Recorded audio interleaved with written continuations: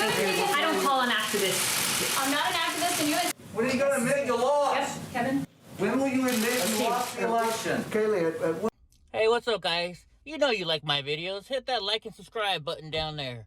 In recent days, Pfizer and Moderna reported the highly successful results of their vaccine development, each achieving a COVID vaccine that is over 90% effective. We know Moderna is 94.5% effective, Pfizer 95%. That is extraordinary.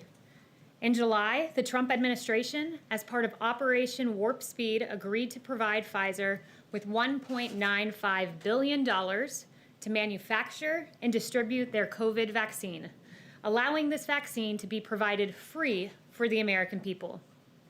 While Democrats were pursuing a highly divisive and entirely baseless impeachment endeavor as far back as January 13th, this president, the Trump administration, and the National Institute of Health was partnering with Moderna and working on this vaccine for the American people. Yeah, I'm glad you asked that question. It's an important one, and not in the slightest, because in fact I did hear the former vice president say yesterday he was concerned about not being able to distribute a vaccine. He shouldn't be. Maybe he hasn't seen, but we have publicly available that plan that I mentioned in my opening.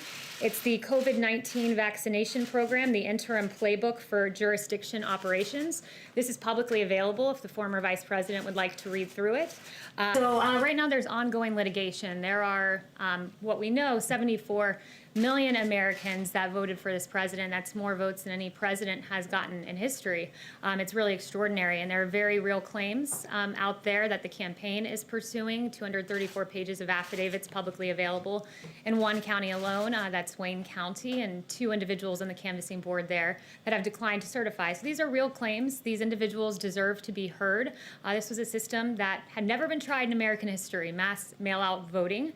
It's one that we have identified as being particularly prone to fraud, so those claims deserve to be pursued. Senator Lamar Alexander today has put out a statement encouraging the Trump administration, in the absence of ascertainment, to begin allowing the Biden team full access to everything they need for a transition, access to agencies, access to real-time data. What's the harm in doing that? So there's a Presidential Transition Act that determines exactly what an administration needs to do in advance of an election, and we have done everything statutorily required, and we will continue to do that. It's after the election now.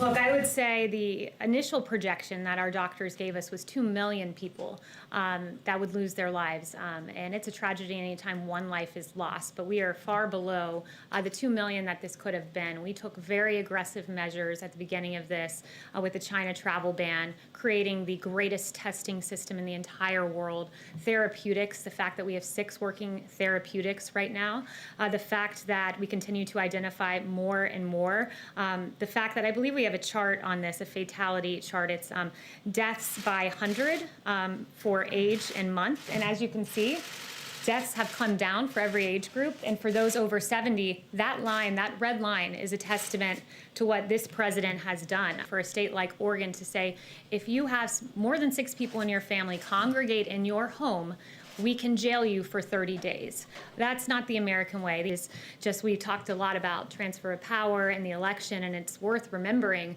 that this president was never given an orderly transition of power. His presidency was never accepted. In fact, before his election, we know Crossfire Hurricane was launched by Peter Strzok to pursue a baseless allegations about the president's ties with Russia. That's before he was president, trying to subvert the will of the American people. We know in August, Peter Strzok wrote a text message about an insurance policy against a Trump presidency, once again trying to silence the voice of the American people. In 2016, we know in October that there was a FISA warrant taken out to spy on the Trump campaign. And then the American people spoke, and they spoke commandingly in electing President Trump despite all of the odds. And what happened after he was elected? You had 70 lawmakers say we're not coming to his inauguration, Democratic lawmakers. You had Elizabeth Warren saying We're going to attempt to obstruct the Trump transition by urging the Government Accountability Office to investigate the incoming Trump transition. In January of that year, you had President Obama have a by-the-book meeting where they talked about the Logan Act, using that act to go after Lieutenant General Michael Flynn. Just before the inauguration, you had BuzzFeed promoting and publishing this bogus Steele dossier that's been widely debunked. And then for 2 years, you had the basis Mueller investigation, which searched for collusion, found none, and exonerated President Trump. While in 2016, President Trump became the duly elected president, many sought to undermine him, discredit him, delegitimize him, and deny his victory. There were no calls for unity. There were no calls for healing. So while every legal vote is counted, let us not forget the inexcusable transition or lack thereof that President Trump had to endure in 2016 and 4 years into his presidency. Thank you, everyone, for the very good and substantive questions today. Do you understand that you lost? I don't call an activist.